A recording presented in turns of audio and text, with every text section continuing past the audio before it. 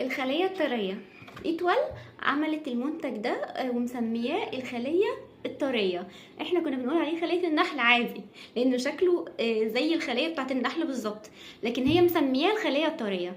هي عجينة تقريبا بروفيترول او حاجة زي كده، جواها جبنة كريمي وعليها من الوش بقى لبن مكثف محلى، والصوص بقى اللي انت عايزه. في منها بالنوتيلا زي ما احنا جايبين كده، في بيستاشيو، في لوتس، زي ما تحب. احنا جبناها بالنوتيلا، وفي منها احجام، في حجم صغنن وفي حجم كبير، احنا جبنا الصغير برضو. وطبعا التريليتشي بتاعته اللي هي يعني محدش يقدر يتكلم عليها، فلازم نجيبها نجربها برضو. وانا اكتر حاجه بحبها عنده في التريليتشي بصراحه اللي بالمكسرات. تعالوا نجرب الاول الخليه الطريه. بصوا حتى هوريكم اسمها،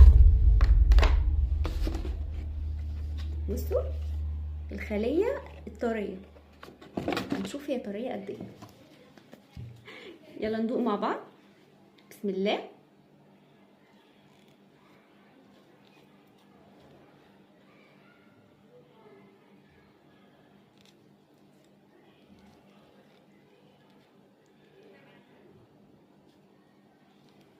مش عارفه اقطعها، هي طريه بس هي عشان لازقه في بعضها مش عارفه اقطعها. بصوا، بس هي كده ما فيهاش حشو. هي المفروض انا جايباها لان جواها جبنه كريمي، هنا كده ما فيهاش حشو. ادوقها واشوف.